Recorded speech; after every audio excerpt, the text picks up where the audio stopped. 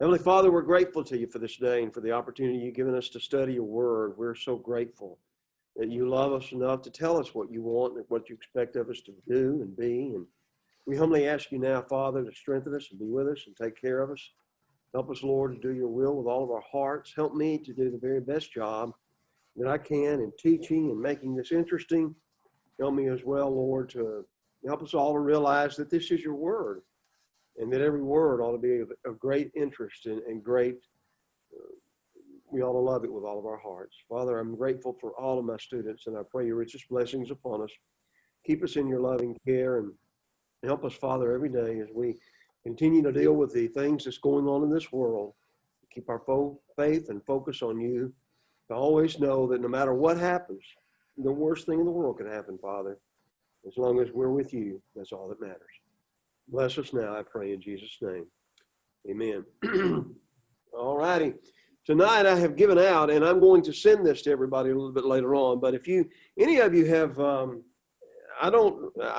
think I've mentioned this before whenever we went through the book of Leviticus, but there is a place on the internet called the Bible Project, and it has these charts. Okay, and tonight we're going to just kind of start. Last week, whenever we were getting this, we mainly finished up at Leviticus, and we went into Numbers and kind of gave them the background behind it. Tonight, we're going to get into the book of Numbers and kind of get our mind and what's going on here. I'm going to kind of go through this with you here in just a moment. Can everybody see it? And again, I will try my best to make sure y'all will send it to you in that respect. First off, if you look over here, it talks about the exodus of Israel from Egypt. That's what the book of Exodus is all about, okay? And then we remember that part of that time in Exodus, he makes this covenant in Mount Sinai, Exodus chapter 20, verse 20, or after Exodus 20, 21. And that was a covenant that they were to keep. But by Exodus 34, 33, and 34, they broke that covenant by making the golden calf.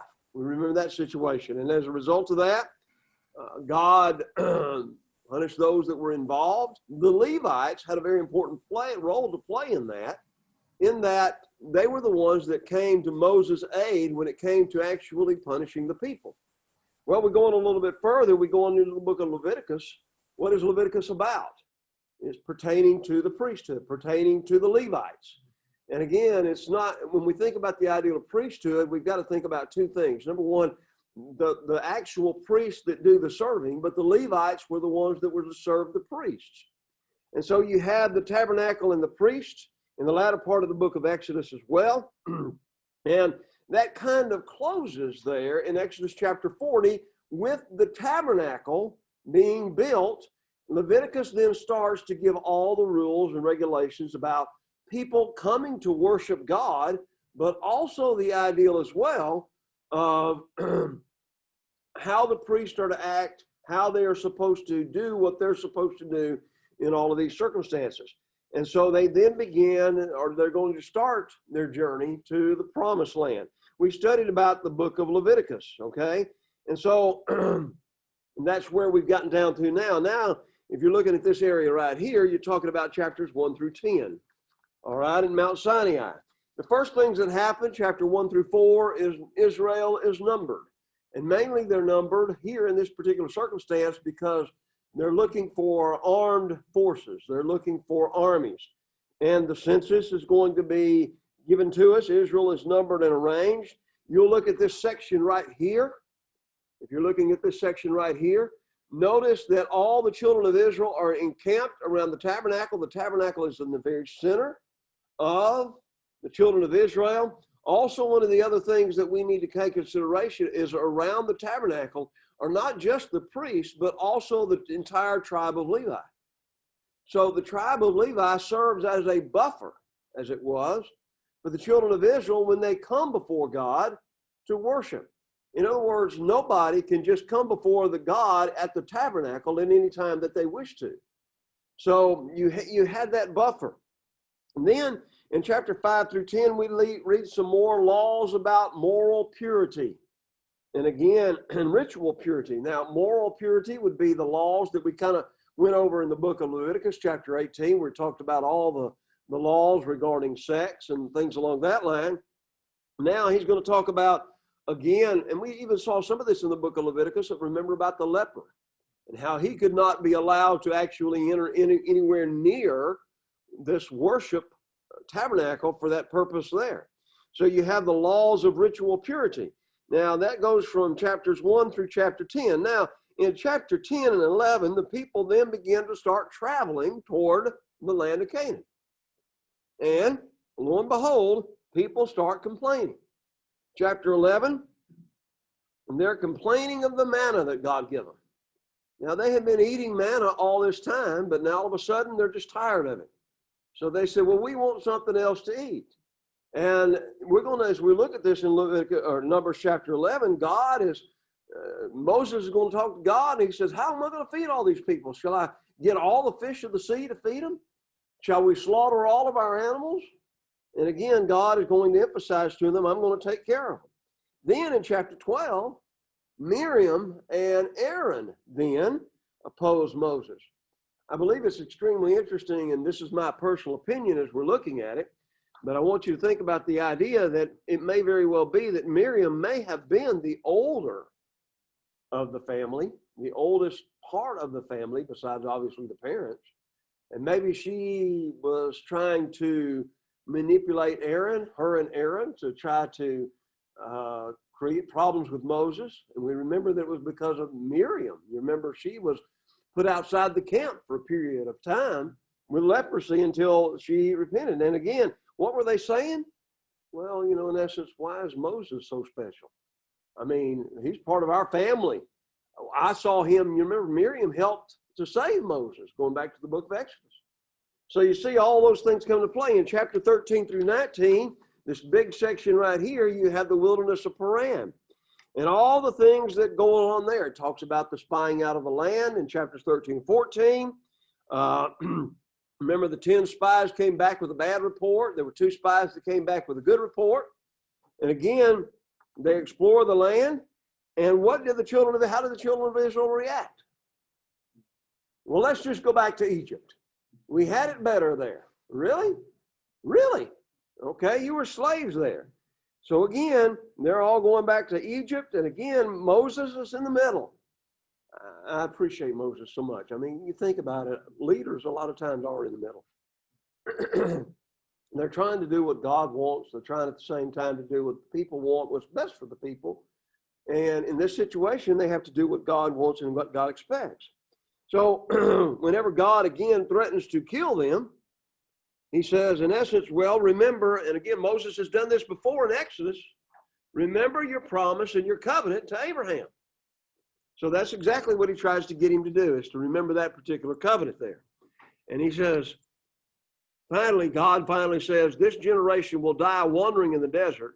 Only their children will enter the land. And so that's extremely interesting. Now, if you look here, we'll get there in just a moment. Right after that, you have the rebellion of Korah in chapter 16 and 17. And there, what are they saying? Moses, you've gone too far. Who are you to lead us? And again, there's another situation where the people are destroyed and all the followers of Korah and Abiram are destroyed. The earth actually swallows them up. Well, they go on in chapter 20 and 21. And again, here we are right here. Here we are right here. See that? People are complaining and Moses rebels. They said, well, we're thirsty. And Moses, rather than speaking to the rock as he was commanded, struck the rock and did not give God glory. And notice again, you rebels, must we bring water out of the rock? That's what the problem was. It wasn't so much, well, it was because he disobeyed God, but notice he tried to claim the glory for himself. Must we do it? Aaron and I do it. And again, he couldn't do that. So you go on a little bit further, he goes on right here, is what he said, Moses, you can't enter the land of Canaan now either. So now, and they go on a little bit further in chapter 21, the bronze snake. So you have this strange symbol of a serpent, the brazen serpent. And we're going to get to this when we go into a lot more detail about it, but talk about how Jesus will talk about, as they lifted up the serpent in the wilderness, so will the Son of Man be lifted up. The thing I always try to bring out as I teach these classes, always look for Jesus in all of these books. So look for Jesus in all of this. So again, you're going to have the bronze snake. Then in chapters 22 through 36, you have the plains of Moab. And what's happening here? Balaam and the king of Moab, Balak pays Balaam money to curse the children of Israel. And over again, every time he opens his mouth, he blesses the children of Israel. And so finally, what winds up happening in all of this, this is where the donkey talks to Balaam. Yeah, you're exactly right. It's extremely interesting as you're looking at all of that. And what happens is Balaam does encourage the children of Israel. He encourages the people of Moab to have a party. That's a nice way to say that. With the Moabite women, they do. And as a result, then you have these problems that's going to happen as a result of that. All right. Finally, in chapter 26 through 36, the next generation prepares to enter the land. They have a new census. What's happened? 40 years. The older generation's gone. Now they have to have a whole new census with a whole new finding out where they are. And then the tribes actually begin to settle because they're on the east side of the Jordan River. And they actually start taking part of that land, and it does become a part of the inheritance of the children of Israel, as we're going to see in the book of Joshua. Okay? So that's kind of what that is. Now, what are some lessons here? Again, in this last part up here at the very beginning, if you're looking at this here, and again, I'll try to send this to you a little bit later on. Israel's rebellion is versus God's faithfulness. God is faithful. Israel always rebelled. And so you have this story, these stories here in Numbers retold in Isaiah chapter 63, Ezekiel chapter 20, Jeremiah chapter 7, in Psalm 78, Psalms 95, Psalms 106, and the apostles would reference this in Hebrews 3 and 4, 1 Corinthians chapter 10. See, that's the reason why we need to study the Old Testament, so that we will know the background of what we're studying there in that respect. And so you see, these stories are going to be told over and over and over again. Another thing that I passed out this evening, I don't think I have an extra copy, but I did pass out a copy of the Jewish calendar. And so I will make sure I get this to you whenever I send to all of you that are online. I'll make sure I get this to you whenever, so that you will see that. That will help you as you're going through the rest of the Bible. Whenever you see the month Nisan or Adar or something like that, you at least will be able to pull that out, kind of figure out where it is with regards to what we do. You will also find on that Jewish calendar when the 7 feasts of the Lord are and what the dates are in all of those things. And as I said, when you're reading the Old Testament, excuse me, when you're reading the Old Testament, these things become a little bit clearer to you and a little bit more appreciative, okay? And that's what I'm trying to do here. I'm trying to help us all to grow to that point to where we can know all we can know about it. Questions or comments? All righty. We really have to pick up as we start this book in Exodus chapter 40. So again, we didn't take this chapter. I mean, I've taught the book last semester. Some of you have taken it under me before. But what we have in Exodus chapter 40 is the tabernacle is erected and arranged. So everything is now set up. So what happens in the book of Leviticus? Everything for about a period of about 1 month, all these laws are given about how you are to act whenever you come to the tabernacle, when you come into the presence of God. The point I'm trying to make as we begin this is in Exodus chapter 40, the tabernacle has been raised. God's glory has come down upon it. And so now, when we get into the book of Numbers, then you're going to start seeing how all of these things start picking up right where Exodus leaves off. We start off, Lord spoke to Moses in the wilderness of Sinai in the tabernacle of meeting on the first day of the 2nd month of the 2nd year after they had come out of the land of Egypt. All righty? So they're all still at Mount Sinai. They're all, God still is speaking to Moses. Aaron now has been consecrated and is now carrying out the sacrifices that we read about in the book of Leviticus. And so now he's beginning to tell every one of them, we want to number the children of Israel. They're going to number every male individually from 20 years old and above, all who are able to go to war in Israel. All who are able to go to war. So again, they're trying to find out this fighting force. And there'll be a man from every tribe, each one the head of his father's house. And these are the names of the men: Reuben, from Reuben, Eleazar, Shemuel, Nashon, Nathaniel, Eliab, from the sons of Joseph, from Ephraim, Elishama, and Ammihud, the son of Ammihud, from Manasseh, Gamaliel, Benjamin, Abidan, Ahiezer, Pagiel, Eliasaph, Ahira. These are the chosen from the congregation, leaders of their fathers' tribes, heads of the divisions of Israel. So he assembled them all together, first day, second month. So what happened in the first month of the second year? Leviticus. That's what's going on in Leviticus, getting everything ready now, okay? In the first month, the second year, now the second month, they begin to do this. And then you start reading through this, and sometimes as you read through this, your eyes start to cross.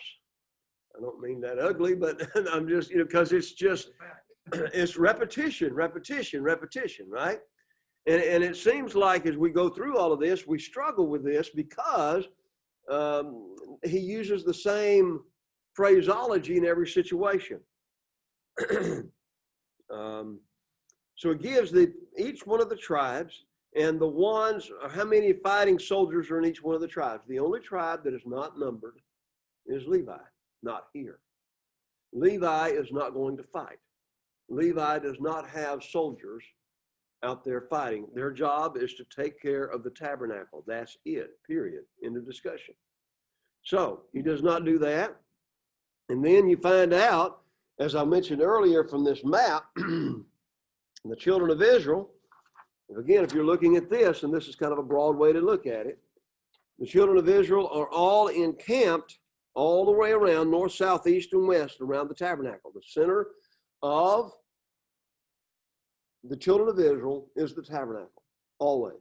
God is at the center. And I think it's a very great lesson there in that respect. So you start off with the tribe of Judah had the greatest number of people. The tribe of Judah had 74,600 fighting men. 74,600 fighting men. The tribe that had the least is Gad. No, I'm sorry. The tribe that had the least is Manasseh, 32,200. 32,200. Okay? So, each one of them is going to be around the tabernacle in these situations. Now, as you go on in chapter 2, you have again who is the commander of these armies. The same list of men that was mentioned in Numbers chapter 1 is given again in Numbers chapter 2 as to who's going to be the leader of that particular fighting force. So, again, as he talks about this, he talks about the east side of toward the rising of the sun, the standard of the forces with Judah shall camp according to their armies. So they had 74,600. Then the next to him shall be Ishkar with 54,400, and then Eliab with 57,400. So you look at those three, and you have 186,400. These shall break camp first. Then on the south side, you have Reuben, Simeon, and Gad, and all there will be 51,450. Then you have the tabernacle of meeting shall move out with the camp of the Levites in the middle of the camps. So this again emphasizes that we talked a little bit about this. Did the Ark of the Covenant leave the children of Israel? No, they're in the midst. This is in the midst. The only time, again, as we talked about last week very briefly, where the children of it, where the Ark of the Covenant is leading anything out is whenever the children of Israel cross the Jordan River and whenever they're taking the city of Jericho. That's the only time that that's actually leading this army out. All righty. Chapter 3. Boy, we're rocking right along through Numbers right now, right? And again, as you're reading all this, it kind of gets a little bit tough. But now you have the sons of Aaron, and here you have this genealogy of the priests. And again, he talks about the names of Aaron, the appointed priest, Nadab and Abihu, and Eleazar and Ithamar ministered as priests in the presence of Aaron the father. Now, what is the priest's job? The priests, Levites, serve in the tabernacle. Bring the tribe of Levi near. Notice he goes on down. He said, they shall do the work. They shall attend the needs and the needs of the whole congregation before the tabernacle. They shall attend to all the furnishings of the tabernacle of meeting and to the needs of the children of Israel to do the work of the tabernacle. You shall give the Levites to Aaron and his sons. They're given entirely to him from the children of Israel. And he says, I myself have taken the Levites. So then, now he commands a census of all the children, all the male children, a month old and above. And so you start looking at all of these. And again, this is where the numbers gets its name, the numbering, okay, the census. He talks about which side each one of the families were supposed to get on the tabernacle. The sons of Merari and their fathers' houses, the sons of Kohath and the sons of Gershon. There's three major Levite clans here. Three major Levite clans. And each one of them, as you go on, you're going to see that they have special duties. Look at this in a little bit more detail. All righty. If you're in chapter 3, the duties of the Gershonites in the tabernacle. First off, whenever they start to move, Aaron and his sons go in there and they cover up the Ark of the Covenant. They use the coverings that are inside the tabernacle, they cover it. And then on the outside of the tabernacle, and again, this goes back to the book of Exodus, there are skins made that made it waterproof. Some people say they were porpoise skins. Some people say that they were otter skins. We're not exactly sure what kind of skins were used to make the tabernacle waterproof, but the important aspects of the tabernacle, the Ark of the Covenant, the golden candlestick, the altar of incense, the table of showbread, and then you have the altar that they sacrificed all these on, and the bronze laver. All of these things would be covered up. These would be actually carried by the Kohathites, that first group. They would actually, and what would happen is the priests would go in when it was time to move. They would take down all the curtains, cover everything up so that, and God says this about 2 or 3 times in this chapter, so that none of the Kohathites may die. They were not allowed to even see it. They carried it, but they were not allowed to see it. Okay? They were not allowed to see these things. So they would break everything down. Then they would also break down everything along that line. And then their duty in the camp of the Kohathites was the ark, the table, the lampstand, the altars, the utensils, and he said the screen and all the work related to it. Eleazar, the son of Aaron the priest, was to be the chief over the leaders of the Levites. And then you had the leaders of the house of Merari. They were to camp on the north side. What were they supposed to take? All the bars, all the silver bars that held the planks up, all the lumber, all of that in that respect. So a little bit later on in chapter 7, he's going to talk about, I believe it is chapter 7. Yes. Numbers chapter 7 is the longest chapter in the entire Pentateuch, from Genesis through Deuteronomy. This is the longest chapter in the Pentateuch, 89 verses.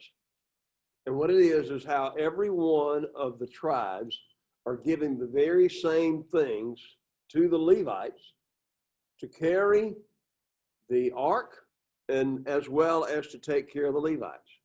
So whenever you read the very first one of them there, when he starts doing this, notice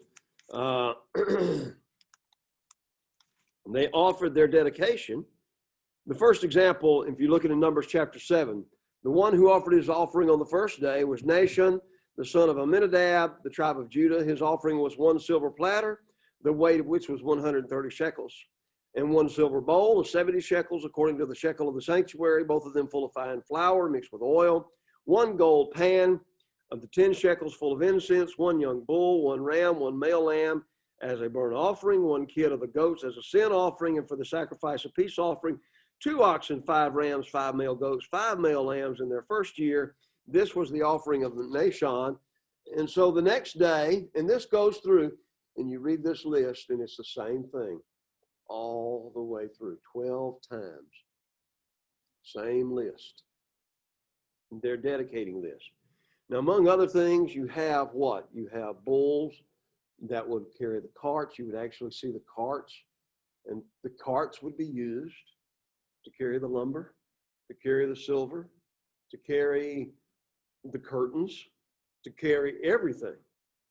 The only thing that would not be carried on the cart would be those things in the tabernacle itself. Okay? Now, I want you to remember that, because later on, when you get into the book of 1 Samuel, David, you actually have to go back to the book of Judges. The children of Israel had sinned, and the Philistines had captured the Ark of the Covenant. Everybody remember that? Everybody remembers that, right? Yeah, okay. They went back and they had captured it. And so what happened is the Philistines, after being cursed by God, they send the ark back on a cart. Now, get it out of here. And what's interesting is when David decided to move the ark, to move it to the city of Jerusalem, he puts it on a cart. And remember, poor old Uzzah, the oxen stumble, the Ark of the Covenant looked like it's about to fall off, and what does Uzzah do? And what happened to Uzzah? He died right there on the spot. And so David went back and looked back through all of these passages that we're studying about here. He said, we didn't do this. The Bible will say in the book of 1 Chronicles, we did not do this in the divine order. 2 Chronicles, I'm sorry. And so you see, then they actually carried it. The Levites actually carried this ark into the city of Jerusalem. Then Solomon actually built the temple and put the ark in that. Okay? So, as you're looking at all this, this is how they're playing all of this out. And that's what this is all about in Numbers chapter 4 and 5. Okay, now I'm going pretty quick here. And again, it's interesting as you look at this, there's some things that we kind of talked about last week. I've read some commentaries on this, trying to find out, was the Ark of the Covenant leading the children of Israel on this march? And again, from what we've just read in Numbers, no, it was in the middle. It may very well have been that the cloud of fire, the cloud that had guided them all along the march, that was ahead of them, but it does not suggest that the Ark of the Covenant was in part of that. All righty? But it's just so interesting how many commentaries do suggest that the Ark was at the beginning. So I'm just encouraging you, stick with the text. If you find something different, let me know. I'll apologize, and we'll make amends, in the best way that I know how. But that's how all that plays out. What was Jesus in the cloud? I don't know about that.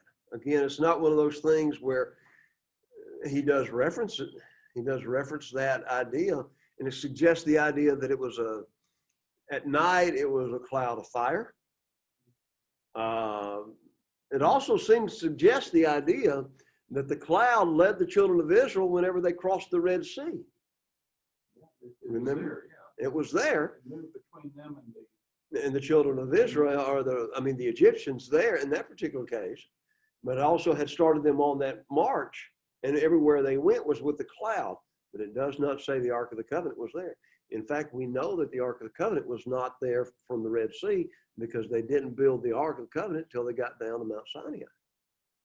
So I don't know that we can make an argument that the ark was always in front of the children of Israel. In fact, I think a better argument would be it's in the center even when they're traveling. Okay? That makes more sense. Yeah. And I hope you look at it yourself, see if you find something different, let me know. But that's the way I look at it from that viewpoint. One of the things that's also interesting in the book of Numbers 4 is he starts talking about each one having their responsibilities in carrying these holy things.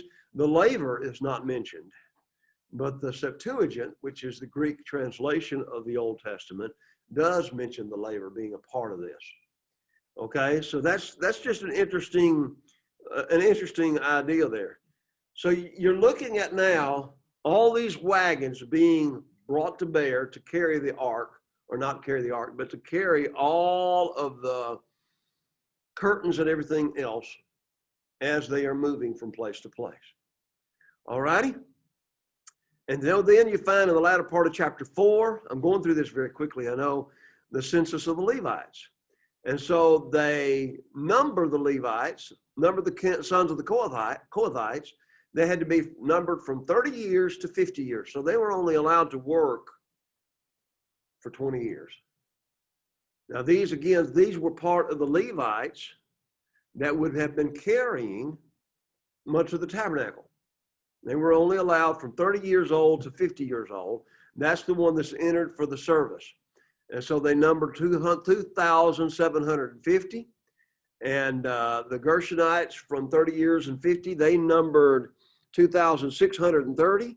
And the ones from the Merari, they numbered 3,200. Okay? And then all who numbered of the Levites, whom Moses, Aaron, and the leaders of Israel numbered by their families and their fathers' houses from 30 years old and above, were total 8,580. Then they were numbered, all righty? Now what begins to happen is they take this number and compare it with all the firstborn children of Israel, and they're going to have to pay a redemption fee for 273 of them.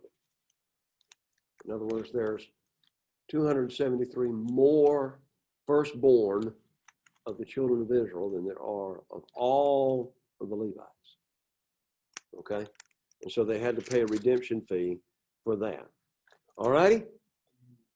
All right, now we get into chapter 5 through 9. Again, we start seeing as they start marching. Now, earlier we saw in the book of Leviticus where he listed the unclean people, those who had leprosy, and things along that line. So he says, now before you start moving, command the children of Israel that they put out of the camp every leper, everyone who has a discharge, whoever becomes defiled by a corpse, male and female.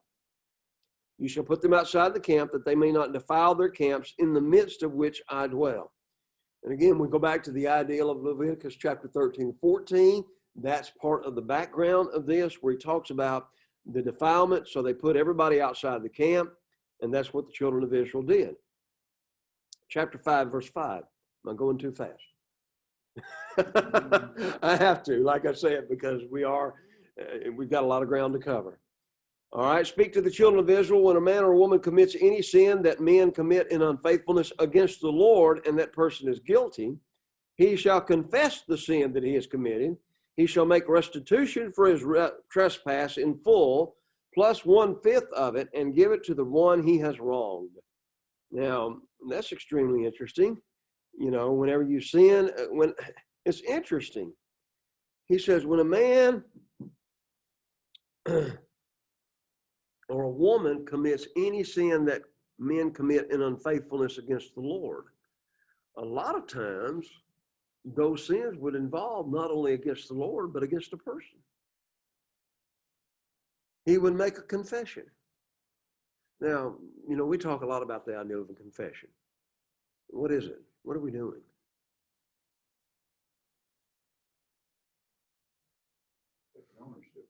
Yeah, we're taking ownership of the sin.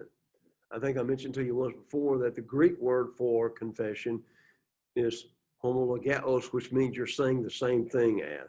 In other words, you're just admitting what you've done. That's all. That's what confession is.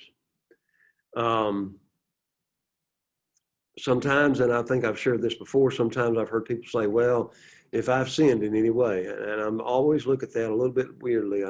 If you've sinned, it's not if you've sinned, it's how you've sinned. God knows what you've done. You may not want to tell anybody, but I've heard that confession, if I've sinned against anybody. And a lot of times we used to, again, nowadays, and I just don't want to encourage anybody to think about this too much, but when was the last time you saw somebody come forward? When was the last time that they actually confessed an actual sin? When was it more? Maybe it was more of the ideal of I'm asking for prayers. And there's nothing wrong with that. Amen. There's absolutely nothing wrong with that. But when was the last time you actually heard somebody come forward and make an actual confession of sin? Just chew on that for a minute. Now, is it because we don't sin? No. Again, we understand if it's a private sin between you and God, then who do you confess it to? God, right? If it's between you and a brother, then who do you confess it to? Your brother. Well, that's the way it ought to be. But a lot of times we will circumvent that and we'll go forward and say, well, if I've sinned against anybody, right? No. We can't make a cop-out here.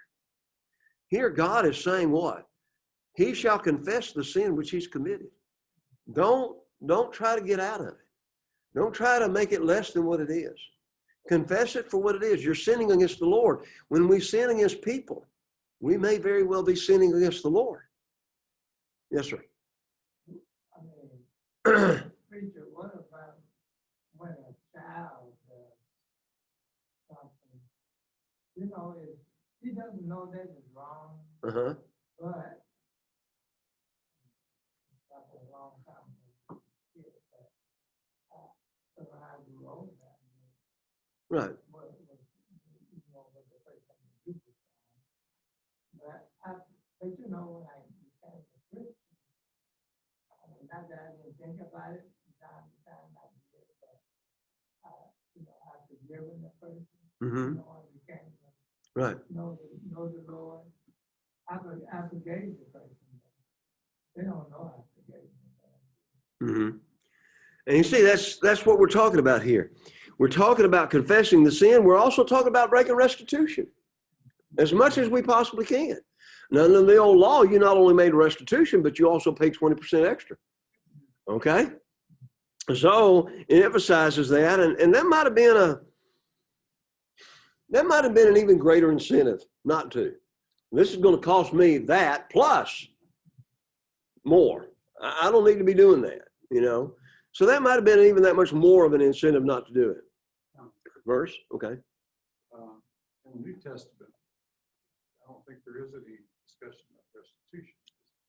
No, not really, but if we look at this example from the Old Testament, if I had stolen something from you, if I truly confessed and made it right, what would I be doing?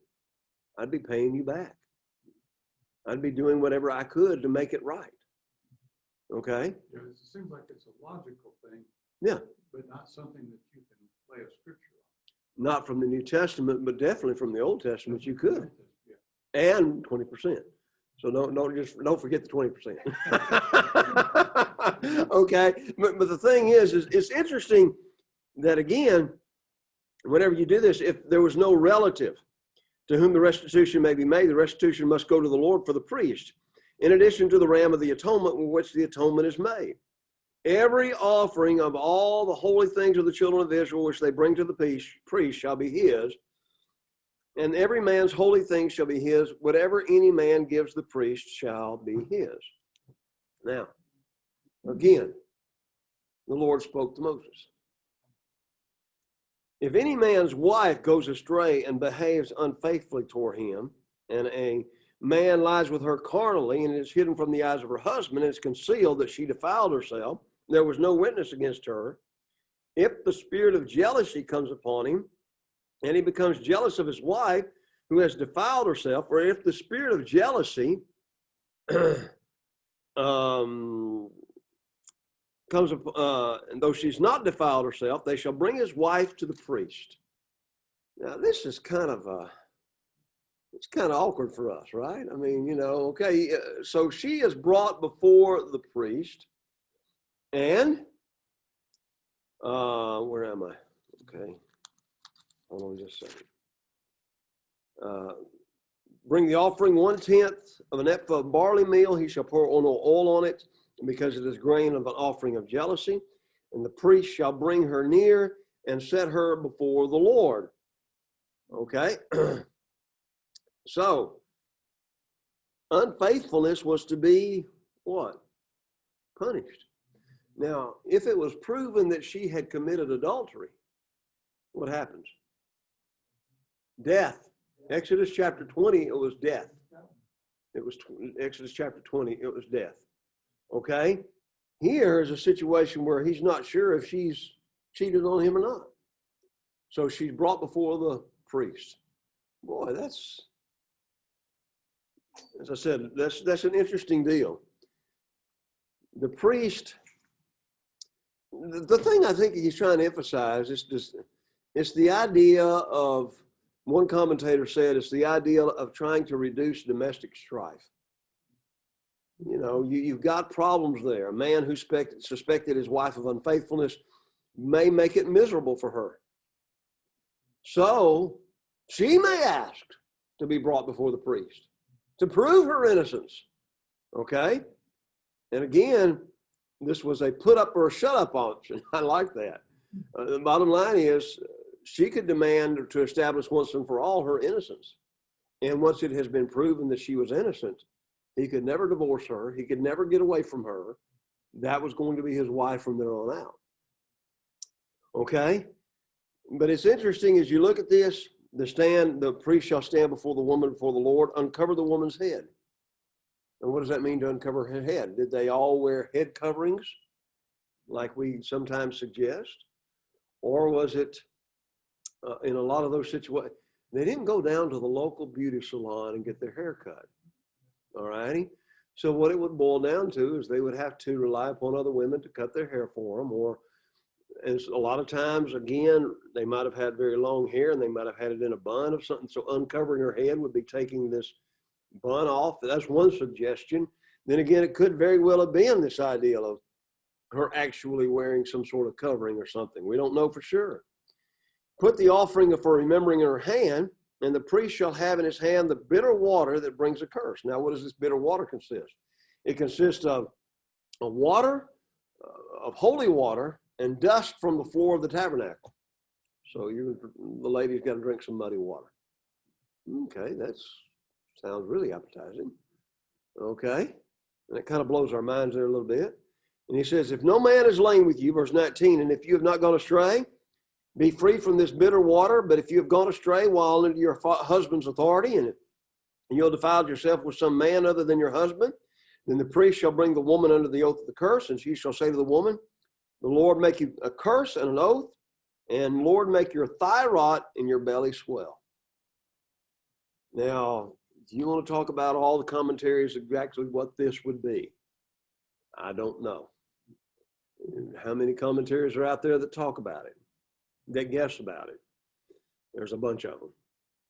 And the thing is the best we could figure out is maybe this one particular commentary suggests the idea maybe she would have had a disease of the ovaries that would always make her look pregnant. Anyway, she would then be able to have children. Suggest the idea of what? He shall offer a wave offering before the Lord, and if she's been not found not guilty, she shall be free, conceive children. This is the law of jealousy.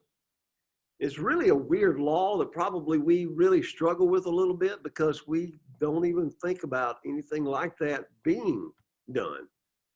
But it was, and again, I think it was done mainly to emphasize moral purity in a marriage relationship. It wasn't until Deuteronomy, and we'll study this next, Deuteronomy 24, that Moses actually allows, by God's command, a man to get a divorce from his wife for some uncleanness in her. Now, that word uncleanness has been debated all over the place as well. A lot of people think the word uncleanness would mean sexual immorality. Others, in the time of Jesus, thought if she got up one morning and burnt the biscuits, you could send her on her way. Okay. Seriously, that would be an uncleanness to some people. Knowing mankind as we do, what would be the better, or what would be the interpretation most people would like? The broader one, if she got up and burned the biscuits one day, you could just get a divorce because you don't like her anymore. And that's kind of where we are today, right? And nowadays, we don't even bother with marriage, so we don't even bother with divorce hardly, right? That's where we are in this country. So it's a sad state of affairs, but again, even in this situation, God is trying to protect the family. God emphasizes the importance of the family. All righty, let's take about a 10-minute break. I think everybody needs to get up and move a little bit. So we'll take about a 10-minute break and come on back, and we'll go from there, okay? Back again, we're in Numbers chapter 6. Numbers chapter 6.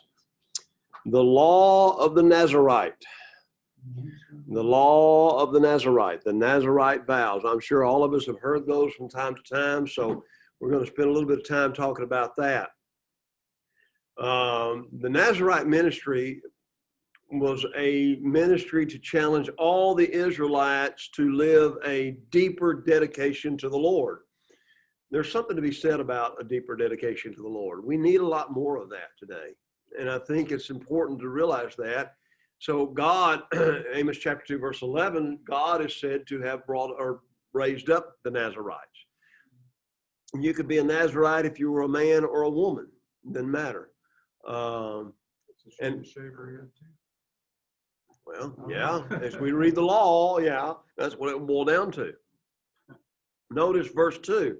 Whether a man or woman consecrates an offering to take the vow of a Nazarite to separate himself to the Lord, he shall separate himself from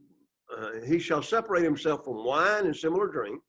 He shall drink neither vinegar made from wine nor vinegar made from similar drink, neither shall he drink any grape juice, nor eat fresh grapes or raisins. And all the days of his separation, he shall eat nothing that is produced by the grapevine from seed to skin. All the days of the vow of his separation, no razor shall come upon his head until the days are fulfilled, for which he separated himself to the Lord. He shall be holy. He shall let the locks of his hair grow. All the days that he separates himself to the Lord, he shall not go near a dead body. He shall not make himself unclean, even for his father or his mother, for his brother or sister, when they die, because his separation to God is on his head. All the days of his separation, he shall be holy to the Lord. Well, we see again that this was a male or a female thing. All righty. So if anyone dies very suddenly beside him, so I'm a Nazarite and one of you die right here beside me, then I got to start all over again.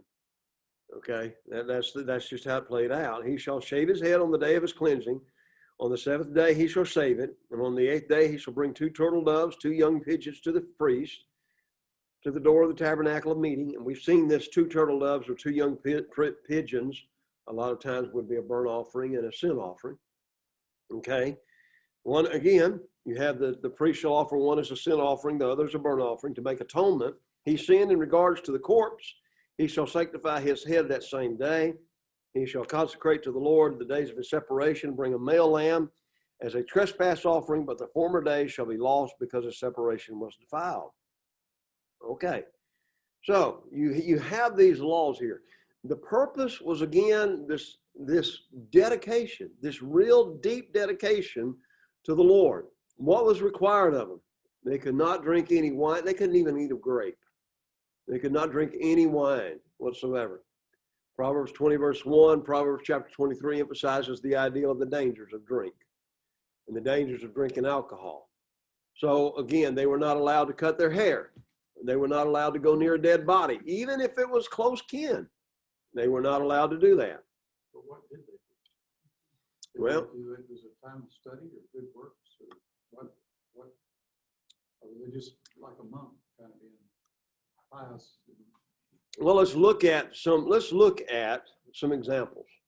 All righty, that might be the best way to handle that. In Lamentations chapter 4, verse 7, Lamentations chapter 4, verse 7, you have a lament right after. This is also written by Jeremiah. He talks about the degradation of Zion. Her Nazarites, talking about Jerusalem, were brighter than snow and whiter than milk. They were more ruddy in body than rubies, like sapphire. Now their appearance is blacker than soot. They go unrecognized in the streets. Their skin clings to their bones. It becomes dry as wood. Here you have Jeremiah talking about these Nazarites that tried to do what was right, and now they're starving to death. Amos chapter 2, Hosea, Joel, Amos. Y'all have to do that too? It's okay, as long as I'm not the only one doing that. And I feel like I'm a teacher, so I'm not to be having to do that. But anyway, Amos 2, verses 11 and 12. Amos 2, verses 11 and 12. You have the context of the judgment on Judah. And he emphasizes the idea, I raised up some of your sons as prophets, some of your young men as Nazarites. Is it not so, O you children of Israel? But you gave the Nazarites wine to drink, commanded the prophets, saying, do not prophesy. I'm weighed down by you as a cart full of sheaves is weighed down. So here again, what all was Israel and Judah doing? They were doing all they could to cause those that had dedicated themselves to God to sin, to break this covenant, to break this commitment to God. Samson was a well-known Nazarite. Did he do this? No. He got around a lot of dead bodies. He killed a lot of them, remember? I mean, let's be honest about that. He killed the lion. And then he killed the Philistines by the hundreds, okay? So there, and then how did he lose his strength? He had a haircut. Was there any power in the hair? No. It was the fact that God was with him, all right? You also got to remember that he also engaged in a lot of drinking feasts with the Philistines, right? Obviously, whenever he was about to get married, he engaged in a drinking feast at the engagement ceremony, and usually wound up killing all the Philistines that were involved. That's just the way he was. Samuel probably was an Nazarite, a prophet. John the Baptist seemed to have been a Nazarite, okay? Dedicated from birth. 1 Samuel chapter 1, verse 11. John the Baptist had been dedicated from birth. As I was studying this, I never thought about it, but some people think that Anna may have been one. In Luke chapter 2, the Anna that was there, that glorified whenever Jesus was there. Now, where they came up with that, I don't know. I couldn't find enough evidence, but some people do think that she was that. In Paul, in Acts chapter 18 and also Acts chapter 21, verse 17 through 26, he was going to fulfill a vow. Now, the question is, was this the Nazarite vow or not? And if you read the context very closely, I think this is a situation in Acts chapter 27. I'm sorry, it's chapter 21, where he may have sinned if he'd gone ahead with it. And the fact that part of that would be you would have to offer a sacrifice. But Paul had been preaching to everybody that the blood of bulls and goats takes away sin, or did not take away sin, okay? So the thing is was the vow a Nazarite vow? I don't know if it was or not. I don't know that I'm going to go that far to prove that, but obviously he was trying to help some others fulfill a vow, and that's whenever that led to his arrest. Okay? So the Nazarites, God wanted the Nazarites to serve as a living example of dedication. And yet at the same time, did he not say that all the children of Israel are my people? All of them should be holy. All of them should be set apart. Now, think about this in another respect. Are we not all supposed to be holy in the church? Separated, sanctified, set apart. So you see, there's a lot to be involved there. Whenever he finally fulfilled the vow, it might be for a certain period of time, he would then have to offer a sin offering, a burnt offering, going back to Numbers chapter 6. And he shall consecrate to the Lord the day of his separation a male lamb as a trespass offering, but the former days shall be lost. So if he, like I said, if somebody dies right beside him, then he has to start all over again. The priest brings him, offers a sin offering, verse 16, before the Lord. His sin offering, burnt offering, the ram, and the Nazarite shall shave his consecrated head, and shall take the hair from his consecrated head and put it on the fire, which is under the sacrifice of the peace offering. So he had to burn his hair. And so they shall take the boiled shoulder of the ram, one unleavened cake from the basket, and put it upon the hands of the Nazarite, and shall wave them or raise them, that wave offering we've talked about before from the book of Leviticus. This is the law of the Nazarite who vows to the Lord the offering for his separation. Everyone else, he says, according to the vow which he takes, so he must do according to the law of his separation. Now, great deal of study there, great deal of ideas there. Right after he's talked about this idea of a group of people that called themselves or separated themselves to God's purpose, we now come to the idea of the priestly blessing. The Lord spoke to Moses, saying, speak to Aaron and his son, saying, this is the way you shall bless the children of Israel. Say to them, the Lord bless you and keep you. The Lord makes his face shine upon you and be gracious to you. The Lord lift up his countenance upon you and give you peace. I think there was a young person song that sing that. Doesn't the young people sing that a lot? I can't remember the name of it either, but it's really just this song right here. This is it. What a blessing. What a blessing. Okay, let's look at the blessing for a minute. Number one, the Lord bless you. What does that suggest?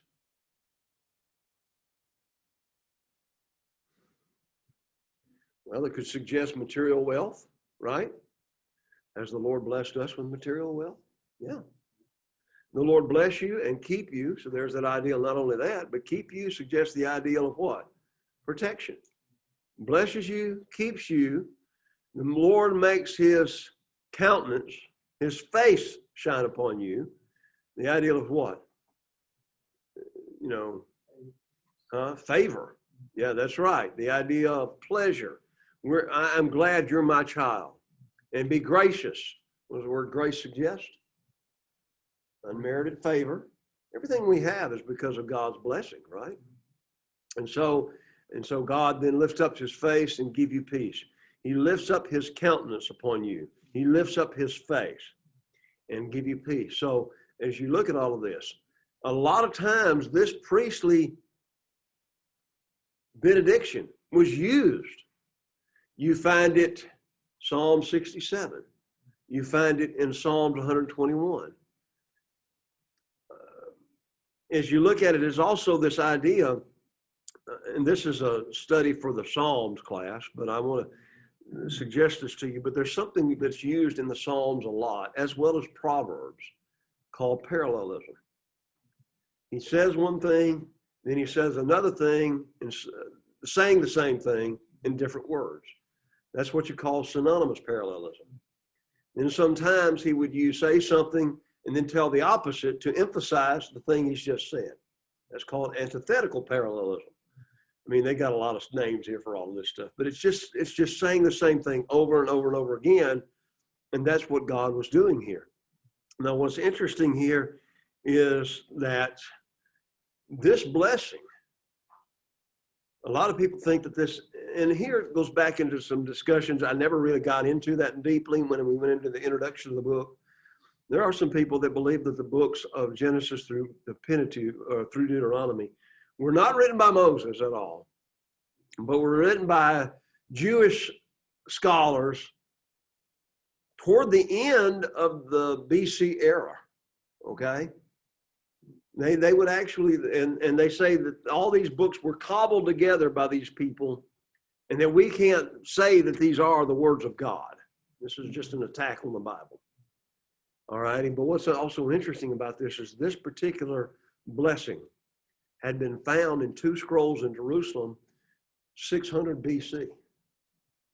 So it had to have been something that they said and knew 600 years before Christ. Okay? And, So. Well, Jesus gave credit to Moses writing this. That's right. I mean, if Jesus And that answers said- that answers the question. Yeah. Yeah, you're right. You're exactly right. You're exactly right. So there's that blessing of the Nazarites. Like I said, we're getting a lot of other information that you would think might go back to the book of Leviticus, but he's adding all this stuff a little bit by a little bit. Chapter 7, we've already discussed. I'm not going to go into that. As I said, it is the longest chapter in all the 5 books, Genesis through Deuteronomy. And all it is a repetition of every one of these guys giving their gifts to the Levites. So then you have again in chapter 8, and obviously now I'm really rocking along here, right? So chapter 7 through 9. Chapter 7 through 9 is interesting. Chapter 7 through 9 seems to be out of order. We read where Exodus 40 that Moses had built the tabernacle. Okay? Now we come back to Numbers chapter 7, and Moses now says, it came to pass when Moses had finished setting up the tabernacle, that he anointed it and consecrated it with all its furnishings and the altar and its utensils. So he anointed them and consecrated them. So now it seems like Moses goes back to the end of the book of Exodus and what's been in between it, Leviticus, as we've been studying forever, right? And so now he's kind of going back and covering back everything else that they needed to know. I don't think it's an issue. Some people do, but I don't think it's an issue whatsoever. Moses just has covered everything from Leviticus through Numbers chapter 6. And now he just says, okay, now let me go back here and tell you how we're going to move this tabernacle. Why? What's Numbers about? The journeys. So that he's getting everything ready to move their journeys. And so that's the reason why in Numbers chapter 7, he starts telling us about these things. And what we have happening here is you have, again, some discussions about worship that would maybe fit better back again in Exodus. But again, how is the worship going to change as they're moving? I don't think, again, it's out of order. I think, again, what it's doing is you have the tabernacle in one place. It's been there for a while. You get kind of used to doing everything there. Now we're going to be moving. Now what? This is what's got to be done whenever you start moving. This is how it's all got to take place. And so you have, again, before any of this happens, the arrangement of the lamps. When you arrange the lamps, it seems like chapter 8. 7 lamps shall give light in front of the lampstand. And Aaron did so. He arranged the lamps to face toward the front of the lampstand. These are little bitty minor things, but God wanted them to be done, and they were done. All righty. Chapter 8, verse 5. Then he cleanses the cleansing and the dedication of the Levites. Earlier in Leviticus, he had spent a lot of time talking about the cleansing and the dedication of the priests. Now he's talking about the whole Levite tribe. Why? Well, if they're going to be moving God's stuff, they have to be cleansed. They have to be purified. They have to be able to be dedicated to be able to move all of this. And so that's what he's telling them to do. He's telling them they should go into the service. You shall cleanse them and offer them like a wave offering. They're wholly given to me. This is chapter 8, verse 15 and 16. I take them for myself instead of all who open the womb. The firstborn among the children of Israel are mine, both man and beast. Why? Where does that go back to? The firstborn belongs to God. Why? Well, yeah, but why were they his? Well, yeah, there you go. Going back to whenever all the firstborn in Egypt were killed. So you see, he's emphasizing, I've sanctified them for myself. So the Levites are going to serve in the place of all the firstborn of the children of Israel. So he's dedicating them. All righty? And here's the Levites. And remember, if you were a priest, you could serve from 30 to 50. If you're a Levite, you can only serve from 25 to 50. In other words, at 50, it's time for you to retire. Okay? Now, you also got to remember at that time, they didn't have as long a lifespan as we do. Why is he now talking about this here? Again, he's talking about here's the offerings and here's what has to happen for people to worship God. And actually, if we're going to get on into chapter 9, what are we going to find? The second Passover. So the first Passover was whenever they commemorated that. So now this gives us a time frame. They are at Mount Sinai for a year, trying to get everything together, getting their act together. Now it's right after that they celebrate the second Passover, and that's when they start marching. Okay, so that gives us the time frame. They are at Mount Sinai. They're at Mount Sinai for a year. Again, think about feeding that many people for over a year, a little bit over a year, taking care of making sure they're all worshiping the way they're supposed to, making sure they're offering the right sacrifices the way they're ought to. All of these things. Think about all of that going on at that moment in time. And this is where you're also going to find the idea of where he institutes what they call a second Passover. Not the second Passover as a year later, but there is a Passover if you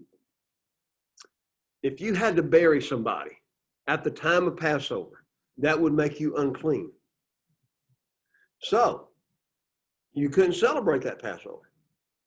So a month later, everybody that was unclean that first Passover then could have a second Passover to where they could worship God. And that's what he's offering and talking about here in chapter 9.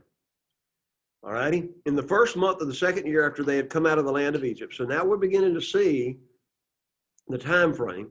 Let the children of Israel keep the Passover at its appointed time on the 14th day of this month at twilight. Now, again, this goes back to what Carrie and I were talking about earlier, twilight. What is twilight? Well, we think of evening, right? But during the summertime, twilight is a lot different time than December, right? Why? The days are getting shorter. Well, they're not. They're all still 24 hours, but what? The sun don't stay up as long. So this here is, he emphasizes the idea of twilight. They shall keep it at its appointed time according to all its rites. So Moses told the children of Israel. They kept the Passover on the 14th day of the first month. And what is the 14th day of the first month? What is the first month? Nisan, not the car, not the car, but it's the first okay. Then the next day would start what? The Feast of Unleavened Bread. That would go for 7 days. And then the end of the Passover or the unleavened bread. And there again, there you have that calendar for that. All righty? Now here's the problem, verse 6. There were certain men who were defiled by a human corpse.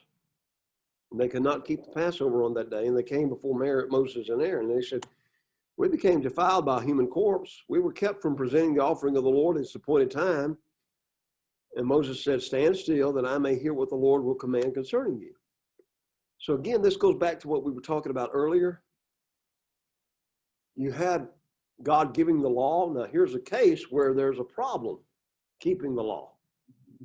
So now what? God's going to give them, all right, here is the case law. Here's what you do if something happens and you cannot take the Passover at the appointed time. Speak to the children of Israel, verse 10. If any one of you or your posterity is unclean because of a corpse or is far away on a journey, he may still keep the Lord's Passover. On the 14th day of the second month at twilight, they may keep it. They shall eat it with unleavened bread and bitter herbs. In other words, they're supposed to do everything like they did during the Passover. The man who is clean and is not on a journey and ceases to keep the Passover, that same person shall be cut off from among his people. because he did not bring the offering of the Lord at its appointed time, the man shall bear his sin. How many were in the Exodus class? Okay, you all remember that video I tried to show. Yeah, and how they celebrate the Passover now. So that's an interesting idea to think about. So if a stranger dwells among you and would keep the Lord's Passover, he must do so according to the rite of the Passover. You shall have one ordinance, both for the stranger and for the native of the land. And we've seen this over and over again in the book of Leviticus. The idea is what? If you're a part of the children of Israel, you have to keep the law. If you're a sojourner there, you have to keep the law. And again, we talked about that idea and the implication of that before. All righty. On the day that the tabernacle was raised up, the cloud covered the tabernacle. From evening till morning, it was above the tabernacle like the appearance of fire. So at night, what did the cloud look like? Fire. And during the day, it would be the cloud.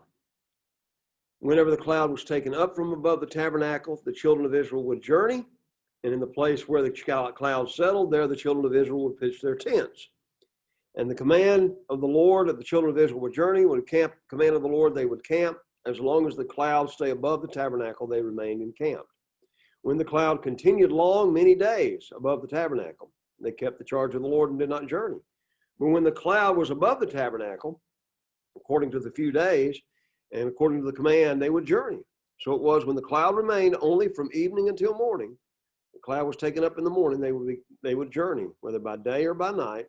When the cloud was taken up, they would journey. So they would travel night and daytime. All righty. This fire would obviously make it to the point where everybody could see. Okay, kind of like our. Was the cloud leading them on the journey? Yeah, that's it. And that's what I was suggesting earlier when we talked about the ideal of the Ark of the Covenant. It wasn't always in front. Okay, but the cloud was. Whenever the cloud lifted up, they knew it was time to get ready and get packed. And I just want you to again think about in your mind,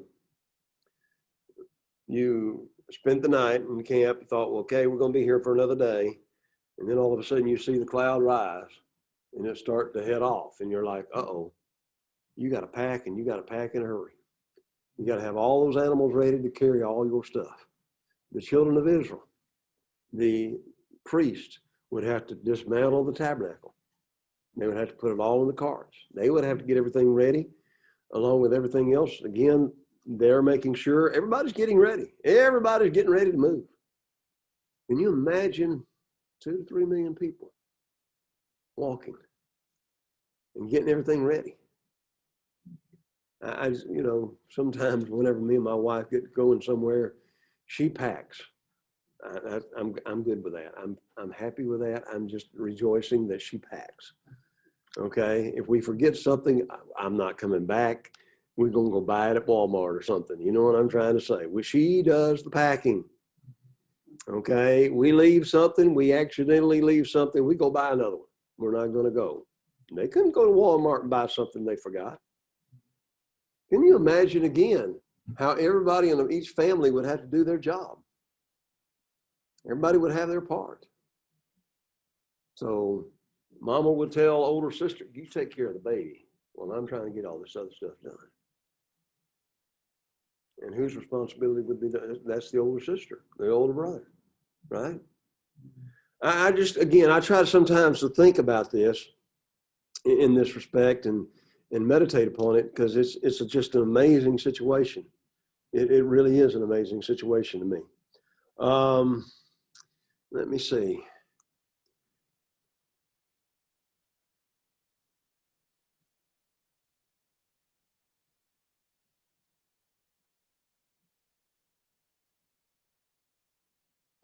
Trying to remember. Oh, yes. Okay. There's another celebration that was associated with light. But this celebration, if you look on your Jewish calendar thing there is right around December, November or December, it's called the Feast of Hanukkah. Okay? This is the Jewish holiday. It celebrates the initiation of the new altar. And what happens at this particular time is it was to be a celebration of light. And a lot of times they would commemorate how God led them by this light to go from one place to the other at this particular time. Hanukkah actually started between the Testaments, the actual feast of Hanukkah. Because between the Testaments, there was a Greek king that had attacked the Jews in the city of Jerusalem. This was between the close of the Old Testament and the opening of the New Testament. It was about 400 years there. All righty. And a great king by the name of Antiochus Epiphanes had demanded that the Jews adopt Greek culture. And he even went so far as to offer a pig on the altar of the temple in the city of Jerusalem. There was a group of guys known as the Maccabees. And they were descendants of the high priest who said, we're not going to put up with this. They conducted a guerrilla warfare against this Syrian king for, I think, 3 years. At the end of the 3 years, they actually defeated the Syrian king's army, Antiochus Epiphanes, and they dedicated the temple again on the very day that the temple had been desecrated 3 years before. And this becomes the Jewish holiday of Hanukkah, which celebrates light, but it also celebrates the fact that God was with them to help defeat them at this time. So it's extremely interesting that this particular calendar, or this thing on the calendar there, is still tied with what? It's still tied with the children of Israel being led by this light. So this was not scriptural that they have. No. That's That was between the Testaments, and it was not. And a lot of times you'll hear this idea of Hanukkah right around what time? Christmas, right? And again, that's going to be in different years because, again, or different dates because they go by the lunar calendar, we go by the solar calendar. All righty? All righty? Questions or comments there? Thoughts? I got one. Okay, go ahead. For some reason or other, I've been trying to tell them, in my mind, being a military person, are we talking abreast as those people? Or are we talking like the chart here across as they start moving? Brother, I have no idea. Me either. To get that many people to move at once, I just, you've got an army of men out there protecting them on the front, and you've got an army of men protecting them on the back. You've got an army in between. I don't know. I don't know. A lot of times when you see it, and we've seen the Exodus, right? Yeah. When we've all seen Charlton Heston, right? And whenever I actually saw that part. I clicked on YouTube to try to get in my mind what it must have looked like, and you see them rushing down into that Red Sea, but it was only like 10 or 12 apart. Well, for that to happen, for all those people to move, yeah, it was just, so somebody has actually figured it needed to be separated, not like Charlton Heston's The Exodus, but it may very well have needed to be separated something like 3 miles to where everybody could rush down through there at the same time. Were you talking about one line of 3 miles? Talking about 2 lines or 3 lines? Again, I don't know. Again, but other people besides me have figured out that, like I said, is if you're looking at 3 billion people possibly, it wouldn't have been a single file line. It would have taken them a month to get through there. No, maybe not a month, but it would have taken them a long time. But the bottom line is, if it was 3 miles apart, then they could have gone abreast and worked its way out in that respect. So if that's the case, then you think about, again, every time they move, what did it look like? I don't think it was a single file. I don't think it was a single file deal. This picture here indicates like a cross, you know. Yeah. Well, okay. I would love to see an archaeologist discover that army in the Red Sea. They have all this gear now that they can spot, metals. That would be Actually, horrifying. interestingly enough, as I was preparing my class on Exodus, and I've come across this, there's actually footage that I saw. And I'd have to go back and see if I could pull it back up again, where they've used some sonar things on the Red Sea, because part of the Red Sea abuts Saudi Arabia. And so they're having to do this with sonar, but they have actually sent some divers down to look at some sites, and they have seen chariot wheels down there. Yeah, I've seen that too. Have you seen that? Yeah. Yeah. Now, they're saying it has to be done secretly because it could create problems. Okay. But yeah, they've actually found chariot wheels in very good condition. That's been kind of down in the mud, sunk down in the mud. So again, the older I get, the more skeptical I become about everything, except God's word. You know what I'm trying to say? Because, people doctor stuff all the time on YouTube. So I hesitate, but there are some videos out there that suggest that idea. They also said it, when I looked at, there was a kind of like a bridge in there. Yeah. Because it dropped off on both sides, like a bridge going across. Mm-hmm. That bridge. Yeah. Mm-hmm. So look up on YouTube, because that's where I saw it. And we all believe everything on YouTube. Amen. Okay. But there's something on YouTube that does suggest the chariot wheels in the Red Sea. All righty. So, again, I can't even begin, no matter how hard I try, I can't begin to imagine what this must have looked like. But again, trying to pass and trying to do everything that needed to be done and following this the way it needed to be done. It had to be something else. So we go on a little bit further. We're going on down to chapter 9. Chapter 9 and 10. All of this is getting everybody ready for the march. All righty. We're getting everybody ready to march.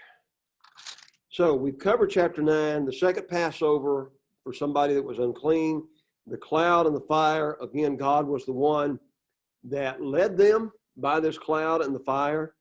Whenever the cloud stayed for a month or a year, the Bible said. Why would he have to say it for a month or a year? Well, they're going to be wandering in the wilderness for 40 years.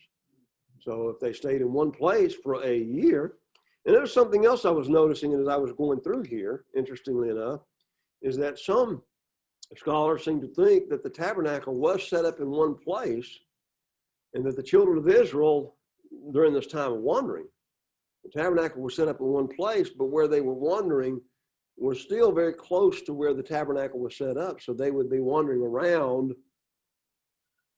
this one place, as opposed to, and you've all seen the maps in some of your Bibles, circles here and all this other stuff, because and that's just representing their wandering in the wilderness. So again, we can't say. We can't say if they were all at one place. We can't say how it was. When we get to the end of the book of Numbers, when we actually get into here, we'll start looking at it. But when we get to the end of the book of Numbers, now they are about to enter the land of Canaan. They ask permission to go through Edom. Edom does not give them permission. And then they start attacking Moab. And they actually start taking that land over there. So all these things come into play. And again, I try my best to figure it out in my own mind, but I don't know how well we can. We just have to make guesstimates. Every time I read more commentaries, some of them cleared up things a little bit more. Some of them confused things a little bit more. Everybody's just trying to comment on something they didn't see, and just trying to figure it all out to the best of our ability. All righty. Now, as I said, chapter 9, verse 15, this is the order to the march, and it goes through the 10th chapter, verse 36. The heavenly cloud lifted up, the Israelites broke camp, They camp for a long time at some spots, other clouds. Some of the times they only stay there overnight. 10 times, the Bible says, Israel followed the divine direction faithfully. 10 times it says that, verses 15 through 23. So that's how they did it. The 2 silver trumpets. Make 2 silver trumpets for yourselves. You shall make them of hammered work. You shall use them for calling the congregation, for directing the movement of the camps. When they blow both of them, all the congregation shall gather before you at the door of the tabernacle of meeting. When they blow only one, then the leaders, the head of the divisions of Israel, shall gather to you. So you got 2 silver trumpets. When you hear one blast, and that's all, then the leaders come. If you hear 2, then all the children of Israel had to come. All righty? And again, as I think about that, think about how 2 silver trumpets blowing, it had to be mighty loud for all the children of Israel to hear it. Or the guys blowing the trumpets would be on a kind of a mountain blowing down, or maybe down, and they hear the reverberation because of the mountains. Okay? Can you imagine 3 million people hearing one trumpet sound? Again, I keep using this term, this 3 million, because of the 602,000 fighting men. I don't know. Maybe I'm very wrong about this, but I just submit one man, his wife and child, and then you got grandma and grandpa. You know, that's why I say that. So they call the camp together. They call the heads of the tribes together. Now, notice when you sound the advance. Now, the way I picture this, I'm sorry, but it's the old Westerns. Whenever they're blowing the trumpet, to sound the advance, to sound charge, to sound retreat. That's the only thing I could figure. That's the only thing that maybe comes close to that. All righty? So the camps that when you sound the advance on the first time, the camps that lay on the east side shall begin their journey. You sound the advance the second time, the camps on the south side begin their journey. And when the assembly is together, you shall blow but not sound the advance. So there obviously had to be a what? Something that they knew to be advance. All righty? The sons of Aaron shall blow the trumpets, and these shall be to you as an ordinance forever. When you go to war in your land against the enemy who oppresses you. Now notice God's preparing them for this. Folks, this isn't going to be easy. You're going to be fighting. This is going to be battle involved. We want you to understand up front, this is going to cost you. He says, when you go to war, who oppresses you, you shall sound an alarm with the trumpets, and you will be remembered before the Lord your God, and you will be saved from your enemies. And in the day of your gladness, at the appointed feast, at the beginning of your months, you shall blow the trumpets over your burnt offerings, and your peace offerings shall be a memorial before you. So as again, you pick up this Jewish calendar, at the beginning of every month, they would blow the trumpet. They would blow a trumpet at every festival. They would blow a trumpet for everything, so everybody would know that. Now, here it is. It came to pass on the 20th day of the second month in the second year that the cloud was taken up from above the tabernacle of the testimony. Everything from Exodus 40 to now has prepared them for the march. So everybody's got, and I think about again the first couple of times moving, they probably would have had some hiccups. Men in boot camp, whenever they're first there, they got a lot to learn. Real quick. So now it's probably the same thing with the children of Israel, but now you've not only got the men, but you've got the women and the children having to learn the same thing. All righty? So the children of Israel set out from the wilderness of Sinai.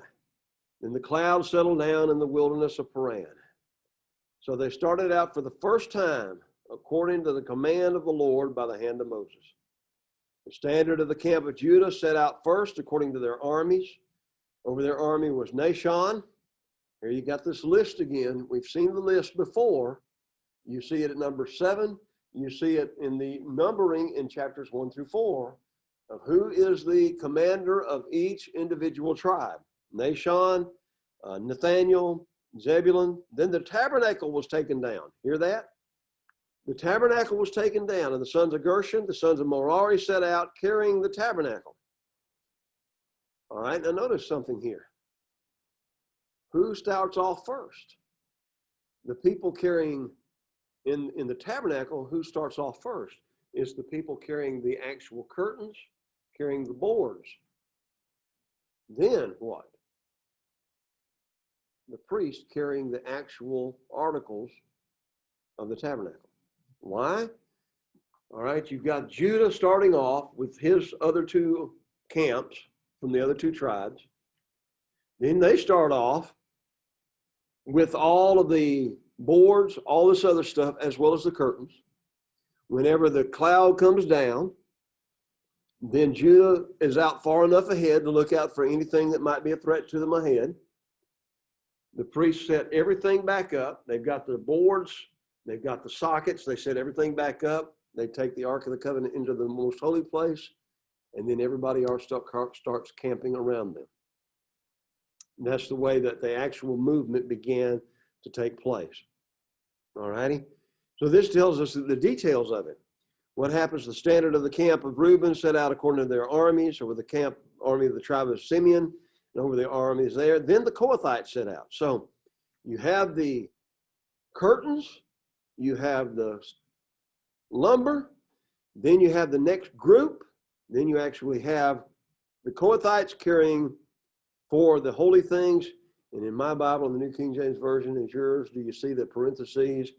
The tabernacle would be prepared for their arrival. Okay? Then the standard of the camp of the children of Ephraim set out, and the tribe of Manasseh, and the army of the tribe of Benjamin. And then the standard of the camp of the children of Dan set out according to their armies over there, and then the tribe of the children of Asher, and the tribe of the children of Naphtali. This was the marching order according to that. And now, what did the standard look like? Again, it was a banner. A lot of Bibles translate this as a banner of some sort. Picture, again, maybe some of the, if you've watched any of the movies that suggest the ideal of Roman legions and the banners that they would hold up. All righty? And there are actually comments on what each of the banners would have looked like. And I'm always sitting there, how did you know what it looked like? It always amazed me, but they would always say that some of them would be of tigers and lions, and others would be red, or others would be yellow. And I said, how did y'all know that? Did you teleport back there and find out exactly? I don't know. The Bible doesn't tell us what the banners look like, but they obviously were something that the children of Israel could see, whatever tribe they were, to make sure that they were on the right course at the right time. Again, I sometimes struggle with how do they see that?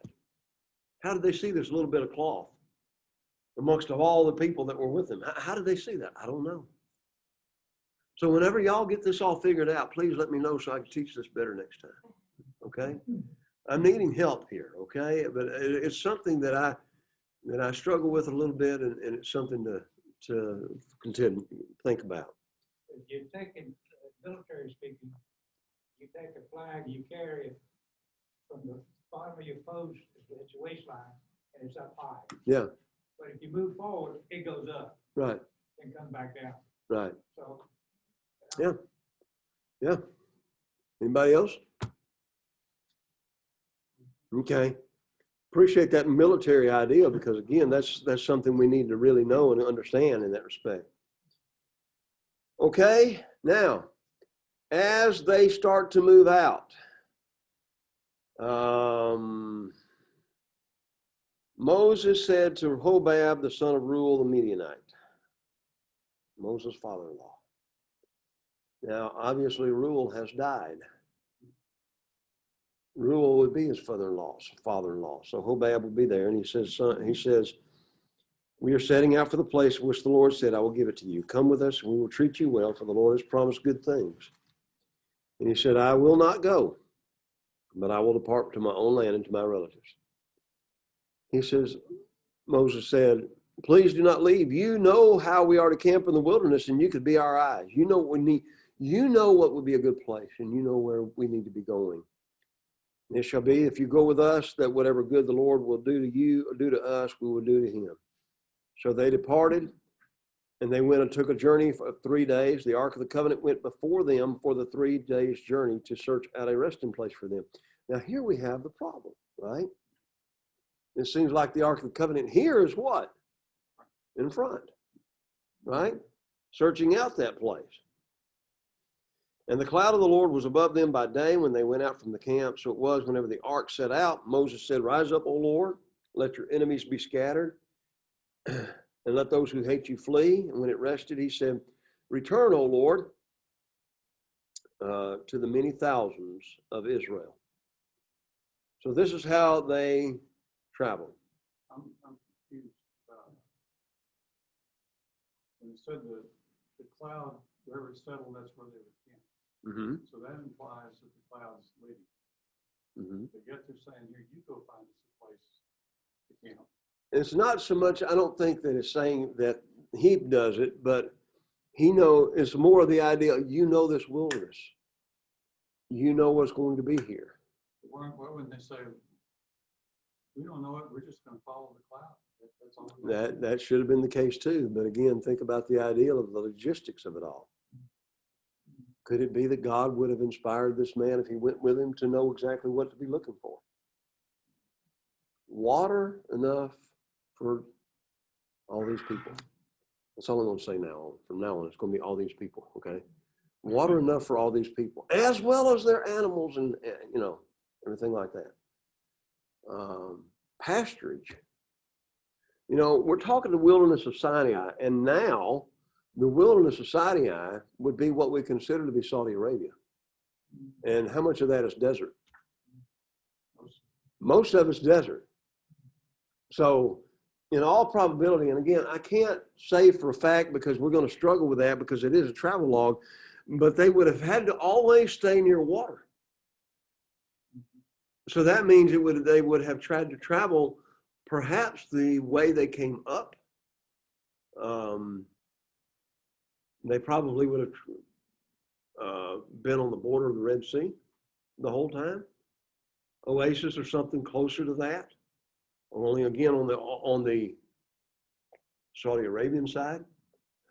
All right. They couldn't have gone through the desert. But now we've also got to take something else into consideration. Here we are, 2020, and we're talking about 1500 BC. So you're talking about 4,000 years. The Sinai Peninsula may very well have had a lot more water and everything then than it does now. So you see, we're trying to extrapolate to the best of our ability what's going on so that we can understand it, but we also try to look at it from our 20th century eyes. So would this man have known where all the water supplies would have been and every place would have gone? Probably, because he'd spent his life there. But was God still leading them? Yeah. That's my best explanation. Anybody got another one? I'm open. I'm open. I'm open. Unless you start bringing in UFOs and aliens and all that other stuff, then we're going to go somewhere else. But anyway, you know what I'm trying to say here, right? Tommy. Yes. How about they carry that rock with them?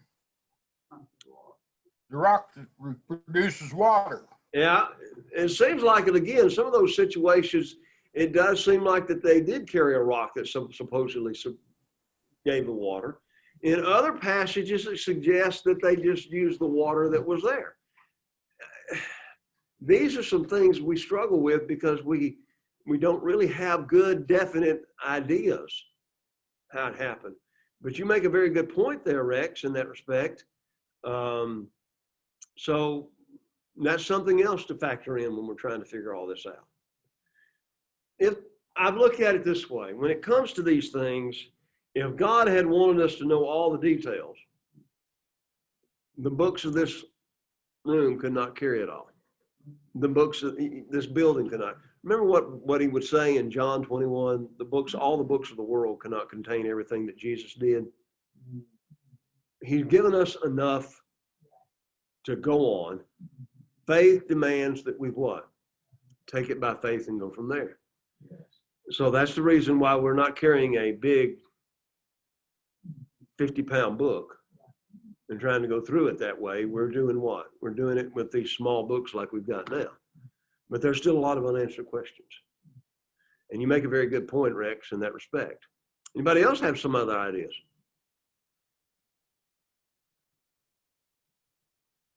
Okay. Well, now we come to chapter 11. I'm going to go about 15 more minutes. We're going to listen to the first complaint. Complain. Now, think about if you were, before we cast a stone at the children of Israel, I want you to think about what they've learned over the last year and a half, okay? They had been delivered from Egyptian bondage. They had complained because God brought them out to the Red Sea just to get killed. They had seen God deliver them. They had complained about water. They finally stay down here at Mount Sinai, which may very well have been close to the very tip of the Sinai Peninsula. They stay there for over a year. Okay? Second month is when they start traveling out. And so now all of a sudden, they have been eating manna every day in and day out. They have had to have enough water for their flocks as well as themselves. There's a lot here going on. And here's an interesting thing. Now you're going to start seeing the problems. And we're going to spend a little bit more time on the problems than what we did in these first 10 chapters, and the fact that we've seen all this other stuff was just a preparation for the journey. Isn't it interesting, chapter 11, verse 1, when the people complained.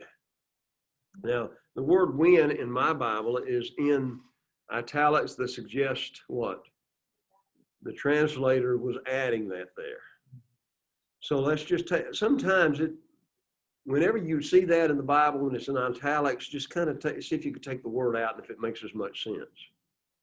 Here, the word wasn't needed, I don't think. Just simply put, now they complained.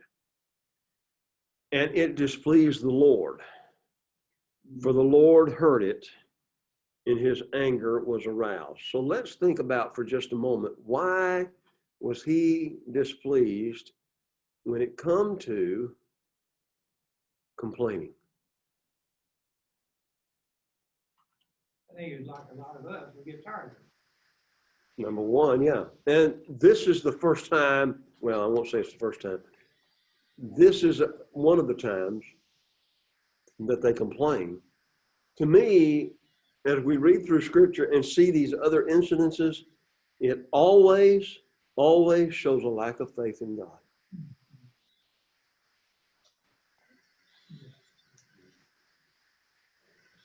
Does our complaining do the same thing? Yes. Okay, we can see it there, but it kind of whenever we start applying it to us, well, now wait a minute, Tommy. Wait a minute. Sometimes we complain, and we are the most richly blessed, right? And it's something to think about, and it causes me to stop. Remember that the Apostle Paul will talk about the ideal in 1 Corinthians chapter 10 of how they complained and how they were punished. So you see, Paul is using this as an example to the brethren in Corinth, interestingly enough. That brings it back down to what? He says, listen, he says in 1 Corinthians 10, brethren, I do not want you to be unaware that all our fathers were under the cloud and all passed through the sea. All were baptized into Moses in the cloud and in the sea. All ate the same spiritual food. What was that? Manna. And all drank the same spiritual drink. They drank of that spiritual rock that followed them, and that rock was Christ.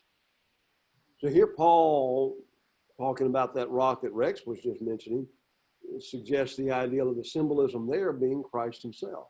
Okay? Now, but with most of them, God was not well pleased, for their bodies were scattered in the wilderness. These things became our example to the intent that we should not lust after evil things as they also lusted. Do not become idolaters, as it was written of some of them, the people sat down. Nor let us commit sexual immorality, as some of them did, and then one day 23,000 fell.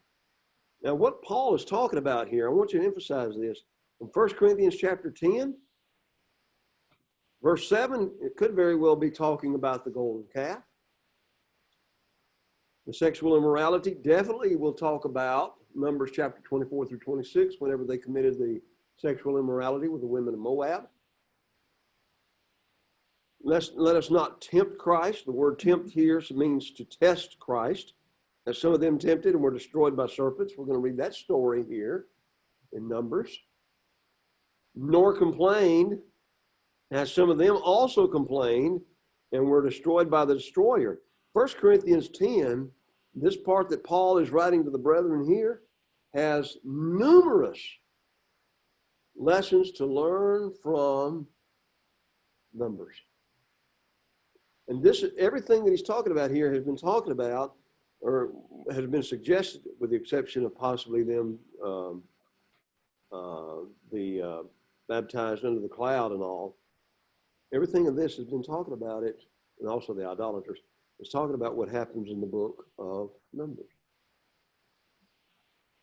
Complaining is something that we all really need to look at, and maybe we in the church need to talk a lot more about, because of the way that, you know, we do it.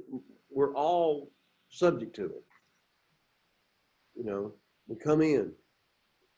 How was your day? It was fine, but traffic.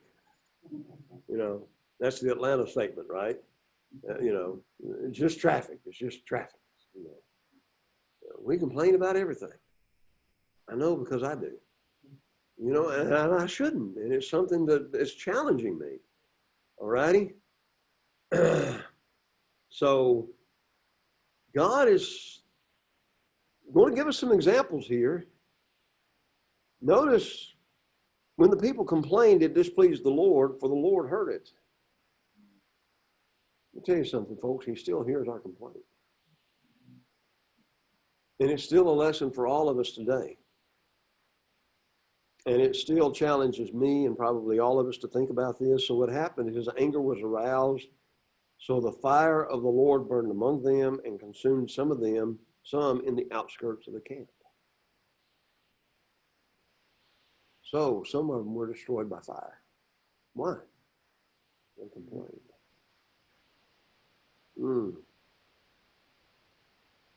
He called the name of the place Tabernacle, which means because the fire of the Lord had burned among them. All righty? There's the first one. There's the first one. Now we're going to verse 4. The mixed multitude who were among them yielded to intense craving. The Hebrew word here, they lusted intensely. And they said, so the children of Israel also wept again and said, who will give us meat to eat? We remember the fish, which we ate freely in Egypt, the cucumbers, the melons, the leeks, the onions, the garlic. Oh, that was good days. Okay, that was good days. We were slaves, but that's right. You're right. Hey, we had fish to eat.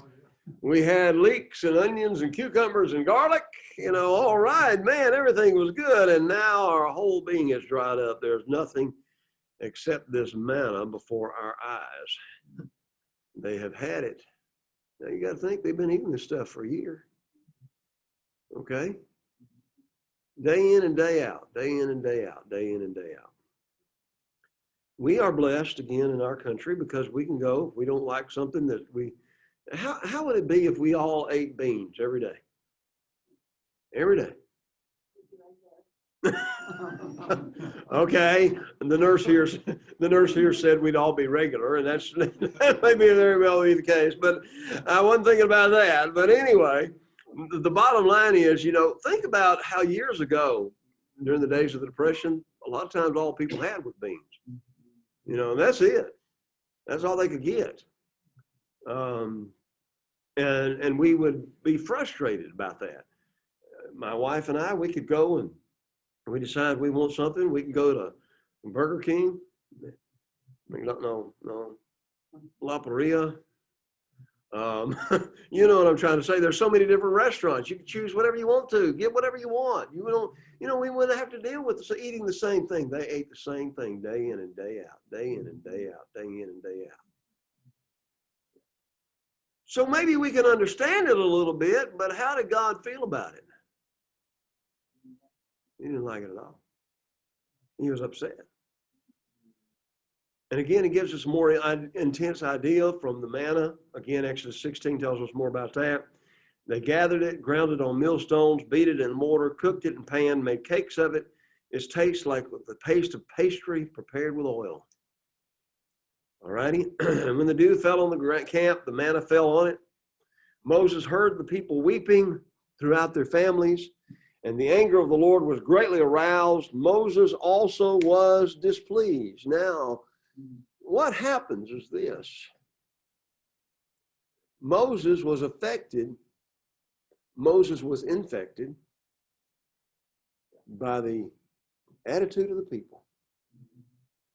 And so Moses, why have you afflicted your servant? Why have I not found favor in your sight that you have laid the burden of all these people on me? Did I conceive all these people? Did I beget them that you should say to me, carry them in your bosom as a guardian, carry as a nursing child? Where am I to get meat to give all these people? For they weep all over me, saying, give us meat that we may eat. I'm not able to bear all these people alone because the burden is too heavy for me. If you treat me like this, kill me now. Just kill me here and now. If I have found favor in your sight, do not let me see my wretchedness.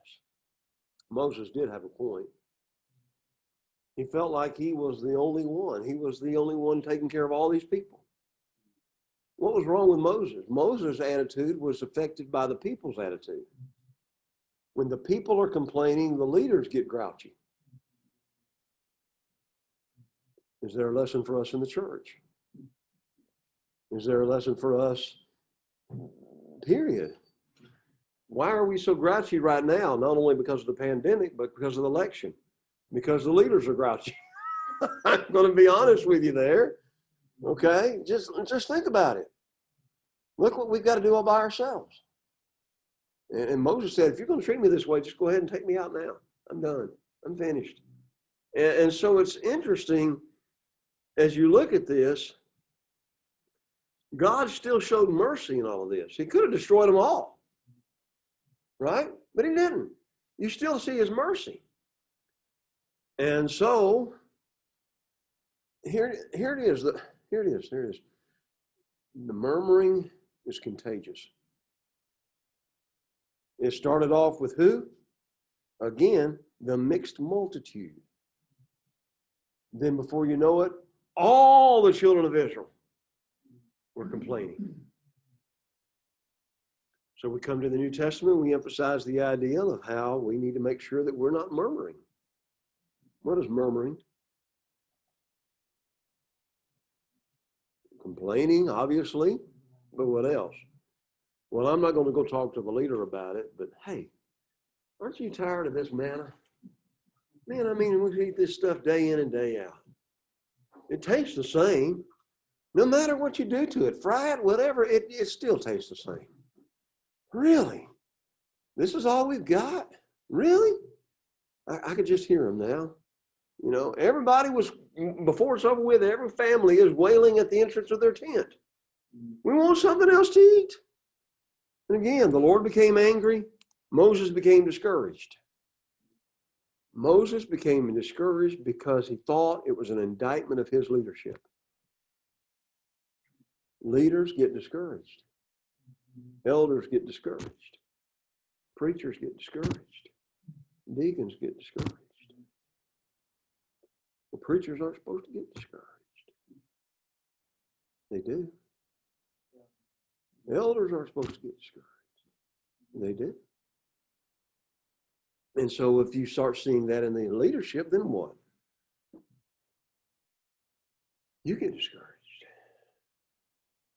And who's going to pick up the discouraged ones then? The discouraged, you're going to have to pick up the discouraged. And sometimes that don't work out too well, does it? Because you could get somebody that's even more discouraged than you are. Do you see the point? It's just, Moses, as you're listening to that, it kind of sounds like it's self-pity, right? Poor, pitiful me. But let's not throw us rock at Moses. You got to realize what he's been through the last year. Actually going on probably a year and a half, 2 years maybe. He was sent by God to deliver the children of Israel. Whenever he went in and told Pharaoh, he thought it was going to be a walk in the park. I'm going to tell Pharaoh he's going to let the children of Israel go, and it didn't happen that way. Exodus chapter 5, they wanted to kill him. The children of Israel wanted to kill him. You made things 10 times worse. Thank you, Moses. And Moses, then what does he do? He just goes down and says, Lord, if you weren't going to deliver the children of Israel through me, then why did you send me up here? You see that Moses faced this, and it's encouraging to realize this because God's people will always get discouraged. It will happen. So we have to do what we can to be. Why did God give us the church? To exhort and encourage one another. And that exhortation and that encouragement comes because of love. And I'm speaking very honestly here, we a lot of time will not share with anybody that we're discouraged because we think, I don't want to discourage anybody else. But how else is somebody going to know that you need some help if you don't tell them? Well, maybe God will put it upon your heart.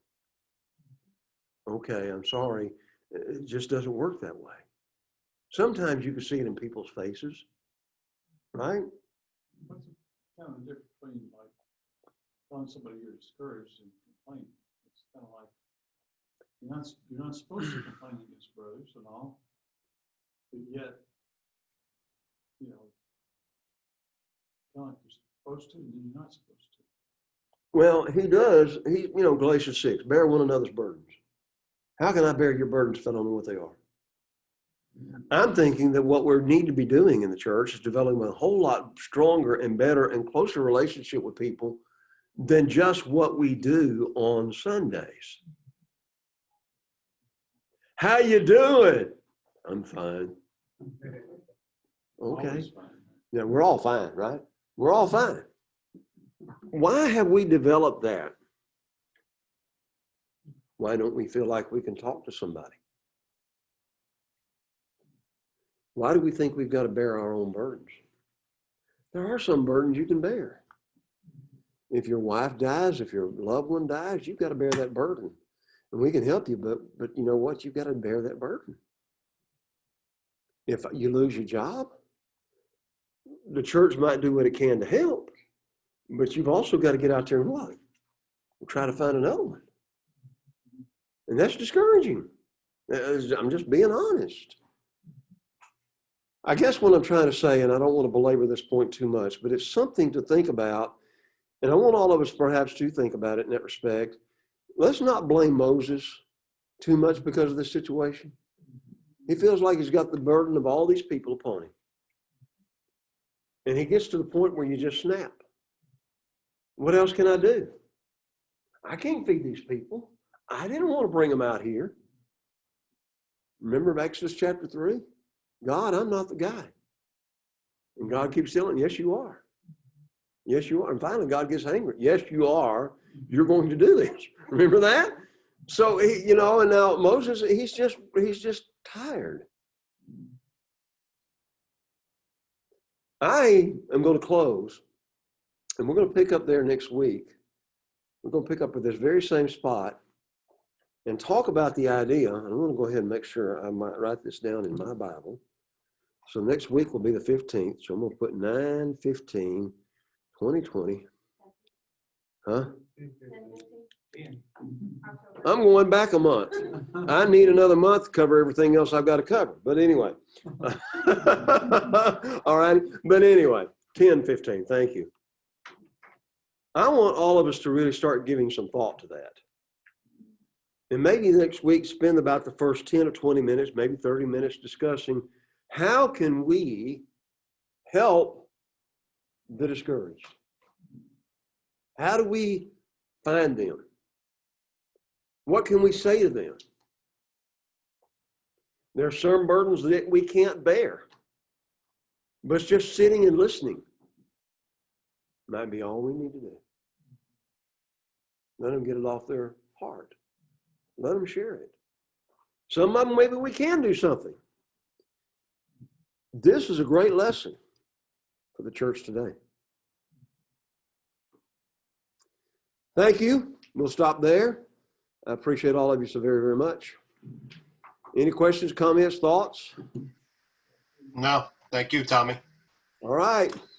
Thank you. Thank you. We're still praying for you, Rex. If there's anything you need, let us know. Praying for Thank you. you. Everything works out. Okay. All right. All Thank right. you. Yep. Have a good evening. Everybody have a good evening. Take Too. care. We'll see y'all later. All right. Bye.